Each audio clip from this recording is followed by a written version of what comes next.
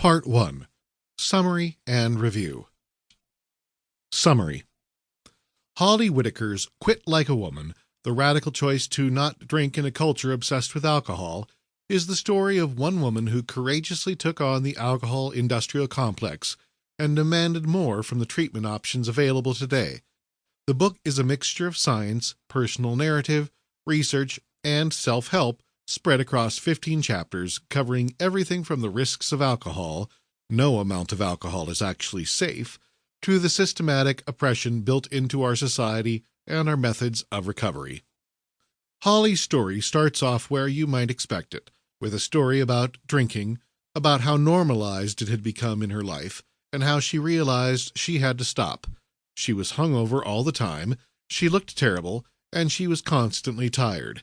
But as it goes on, her story changes from what you might expect next. Holly isn't writing this book just for addicts or alcoholics.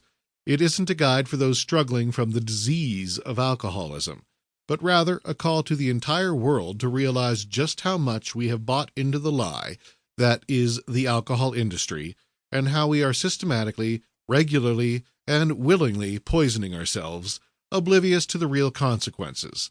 Whitaker firmly believes that alcohol is soon to have its cigarette moment, where people start to realize exactly how poisonous it is, and where being sober doesn't make you an outcast or label you an addict for the rest of your life.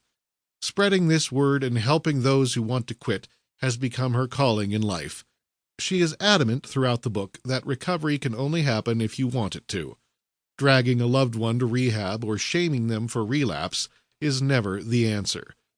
Whitaker makes numerous comparisons to the tobacco industry and how they were able to manipulate the public into smoking, with celebrities endorsing brands of cigarettes as good for your health.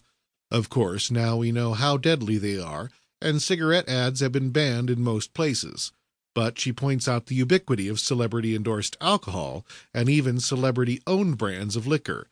The lie we are all buying into is that drinking is normal, drinking isn't that bad, and there are just some people who can't handle it that well. According to Whitaker, this perspective is the crux of the problem. We as a society see a dichotomy between normies, as they are called in AA, and alcoholics.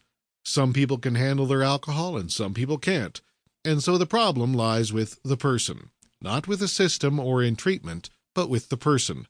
So you have to drink as an adult because it's socially unacceptable not to. But if you get too drunk and ruin your life, it's your fault. If AA doesn't work for you, which is basically the only acceptable option ingrained into our society, then there is something wrong with you, not the program. What she realized on her journey to sobriety was that the system is inherently flawed. AA was made by rich white men for rich white men before anyone in society was talking about rights for the oppressed. The more meetings she went to, the more she realized she didn't identify with any of the things that they were saying. She didn't want to give up her self-worth and agency and turn it over to a higher power. She had already spent her whole life hating herself and feeling worthless. Admitting she was flawed and terrible isn't where she needed to start. She wanted to find her voice, embrace who she is, and use that kind of strength and self-assurance to drive the kind of personal growth that leads to sobriety as a side effect of being happy and fulfilled, rather than sobriety being seen as both a punishment and as the end in itself. And so, the Tempest Sobriety School was born. One of the main tenets of AA, as most everyone is aware, is complete abstinence. If you have one drink, you have relapsed, and you have to start from zero. Whitaker believes this is incredibly detrimental. She equates quitting drinking to running a marathon. You don't just run 26 miles the first day.